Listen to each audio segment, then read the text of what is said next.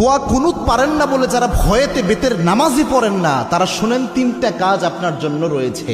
এই তিনটা কাজ করলে বেতের নামাজের পরিপূর্ণ সওয়াব আপনি পেয়ে যাবেন। সুবহানাল্লাহি বিহামদিহি। ইসলাম যে কত সহজভাবে আপনাকে সমাধান দিয়েছে কল্পনা করতে পারবেন না। এই যে বেতের নামাজে যে দোয়া কুনুতটা আমরা পড়ি, এটা কিন্তু অনেকের মুখস্থ হয় না, যার কারণে অনেক বড় দেখে অনেকে বেতের নামাজই পড়ে না যে আমি দোয়া কুনুত পারি না, আমি কি বা পড়বো। অথবা অনেকে এমন রয়েছে বেতের নামাজে দাঁড়িয়ে দোয়া কুনুতের সময় চুপ করে থাকে, একটা শব্দ করে না, এরকম আছে অনেকে। তো এরকম কোনোটাই মাধ্যমেই আপনার কিন্তু দোয়া কুনুতের যে হক এটা আদায় হচ্ছে না। এবং বেতের নামাজ এটা কিন্তু ওয়াজিব একটি নামাজ, এই নামাজকে আপনি ইচ্ছা করে ছেড়ে দিতে পারবেন না, এবং ওয়াজিব সবসময় চাইলে আপনি তরক করতে পারবেন না। এই জন্য বেতের নামাজ গুরুত্বপূর্ণ।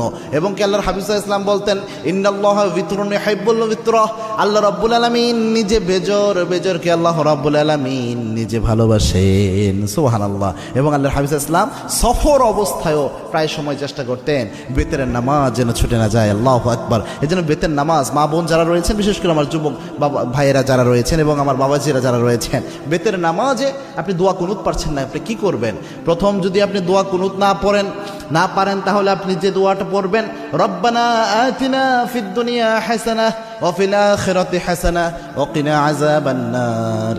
এই যে আয়াতের একটা অংশ, একটা দোয়া আল্লাহ রাব্বুল আলামিন দিয়েছেন, এই দোয়াটা আপনি প্রথম পড়ার চেষ্টা করবেন। বেতের যে সময়টা এই দোয়া পড়বেন, রব্বানা আতিনা ফিদ দুনিয়া হাসানাহ ওয়া ফিল আখিরাতি হাসানাহ ওয়া কিনা আযাবান নার। এটা পারলেন না ধরেন আপনি, তখন আপনি কি পড়বেন? আল্লাহুম্মা গফিরলি, আল্লাহুম্মা গফিরলি, আল্লাহুম্মা গফিরলি। এটা বারবার আপনি পড়তে থাকবেন, তাহলেও দেখবেন ইনশাআল্লাহ বেতরের হক আদায় হবে। 3 নাম্বার হচ্ছে আপনি পড়বেন আস্তাগফিরুল্লাহ, আস্তাগফিরুল্লাহ, আস্তাগফিরুল্লাহ। এই 3টার যে কোনো একটা যদি আপনি পড়েন, আশা করা যায় ইনশাআল্লাহ বেতরের হক সাময়িকভাবে আদায় হবে। তবে এটা এই সময় পর্যন্ত, যতদিন পর্যন্ত আপনার মুখস্থ না হয়।